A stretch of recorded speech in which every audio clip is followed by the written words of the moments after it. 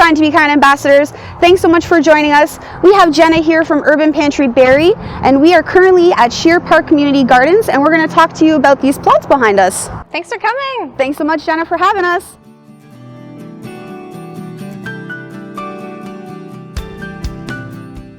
We are so excited to finally be in person.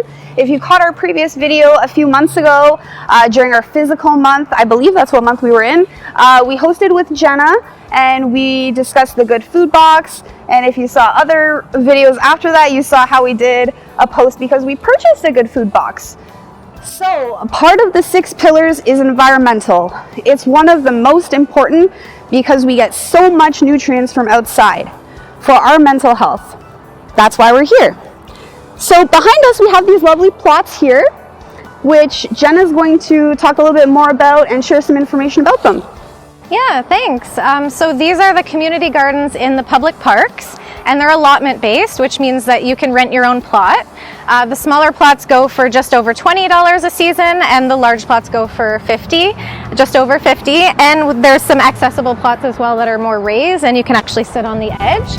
And this is just one of 4 of these gardens in Barrie Parks so far, and we just got approved to build 3 more. Woo! So we built one I say we, but it's actually the Barrie woodworkers who built them for us. Awesome. So thank you so much to them. And we work, of course, with the city of Barrie to get these in. Sure. So if any residents want to rent a plot, they go through Service Barrie to do that. Awesome. So that is really incredible. I'm really excited for this program because I think that food and having access to things like plotting and gardening of your own self is very important. Jenna, I'd love to know how Urban Pantry is involved with the plots and the extent of their involvement with them. Yeah, so these gardens are run by the city of Barrie, but Urban Pantry sourced the grant funding and coordinated the build. So we coordinated the volunteer woodworkers and arranged the funding. Sure. And then worked with the city to get these in. And we also have gardens not in parks. So we have 2 gardens at CMHA locations for clients. And we have 2 gardens in social housing as well.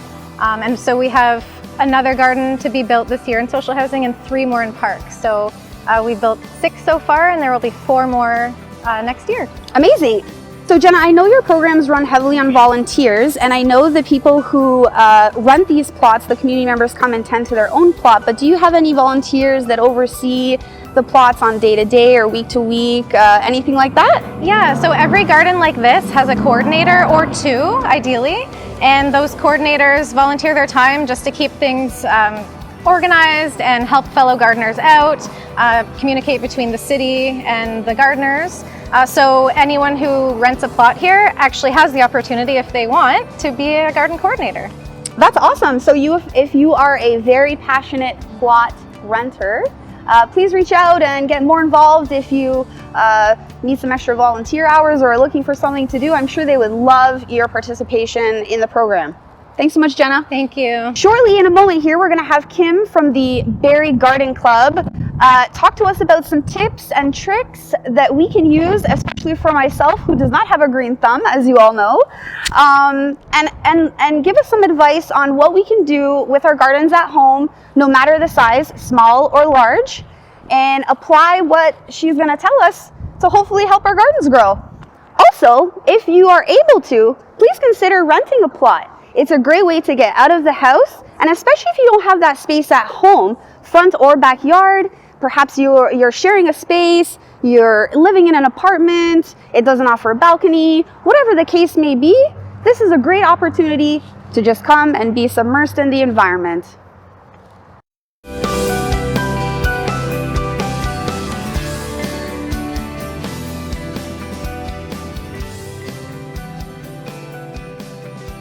Again, thank you, Shine to Be Kind ambassadors, for joining us here on this episode. We are here with Kim from the Barrie Garden Club. Hey, Kim, how's it going? Good, thank you. Thanks so much for coming down. Kim is volunteering her time here today to help us with some tips and tricks with this lovely plot here. So, Kim, what do we have here today?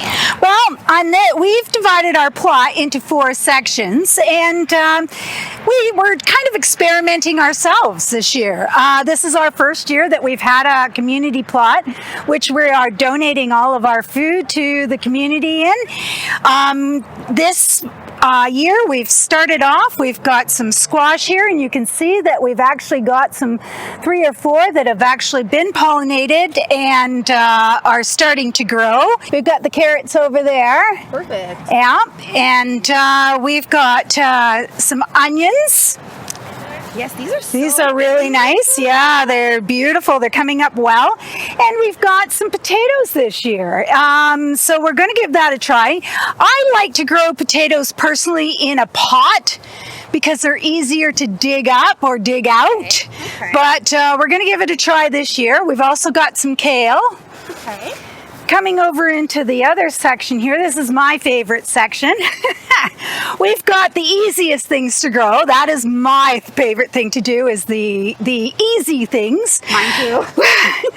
And if you are going to start off with a garden, it's best to do it with things that are easy and start small.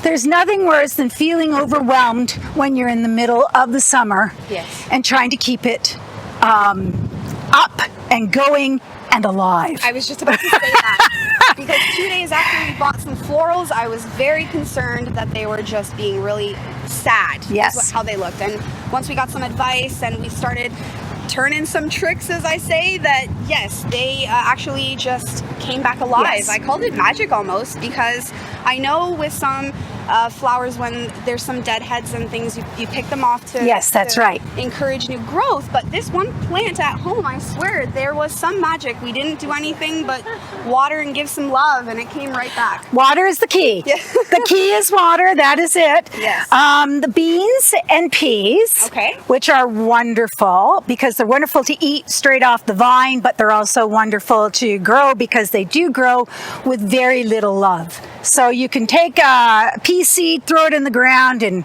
a couple weeks later you're going to see your sprouts come up, and it'll be great. Awesome. Tomatoes, we did cheat a bit. We didn't grow these from seed, although I have done it where you take a slice of your favorite tomato, throw it in some dirt, throw it in a Tupperware or a margarine container, stick it in the fridge Oh.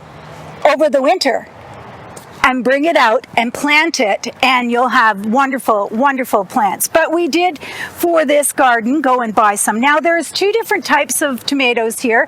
We've got bush tomatoes, and we've got the tomatoes that hybrid, what they call hybrid tomatoes. Sure. And hybrid tomatoes will get to a certain size and stop growing. And a lot of people say you've got to get right into, let me see if I can find one. We've got a little tomato here. We've got some tomatoes. Right here, you can see what we would call like a sucker. Sure. And you can just pinch it off. There's another one. And pinch it off.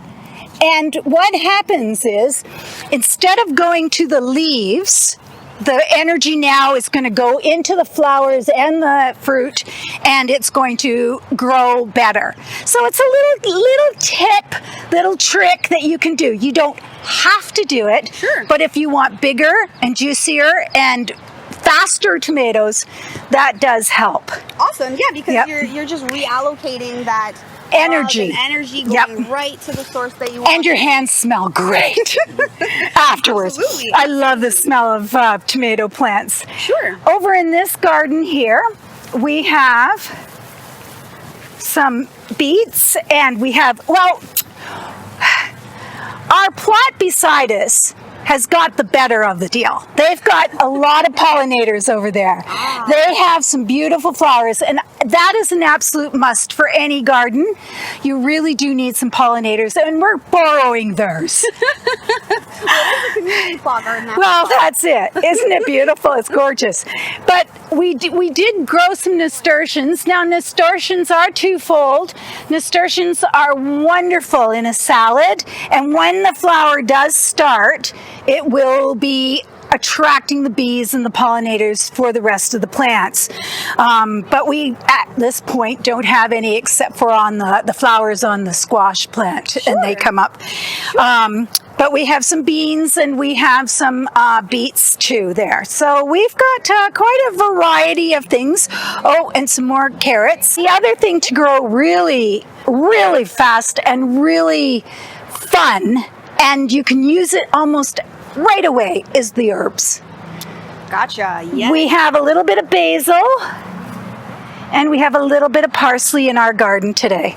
Awesome. And would those, you say, just off the top of your head, be two of one of the easiest, or herbs in general are fairly easy? Herbs in general are very, very easy. Basil is a little bit harder because it does require a little bit more watering, a little bit more care, and also pinching every now and again. Sure. When you pinch off the top, then it goes out as opposed to going straight up and flowering. If you see any flowers on your herbs, pinch those off, because that means the energy is going into the flowers and going out of the actual herb. Sure. So just like we did with those tomatoes, take those little extra flowers off of your herbs if you see them. And yes. All the energy will go right to that herb. Yep. So if I'm getting some information right here, we have lots of love, lots of water. Those are two necessities for sure. You want to start with easy stuff. So we have tomatoes, we have beans, and then also herbs, because who doesn't love to cook with herbs? yes. And if your garden is big enough, or you're able to, maybe put some extra pollinators around so that all those lovely bees and insects that we need to help grow our garden will come. And if you're not an avid get out there and water almost every day, mulch.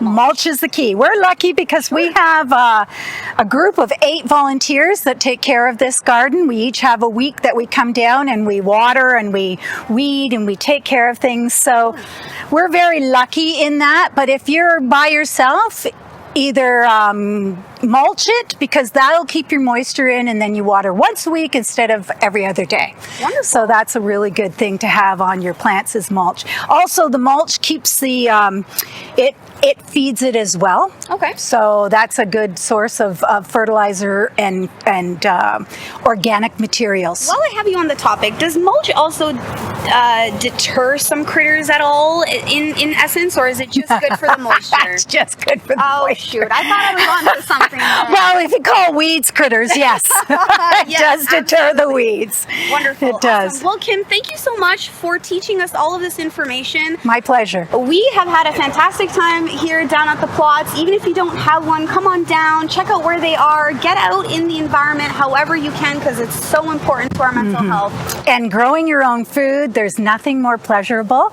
And even if you just have a pot, you can grow anything you want, even in just one pot.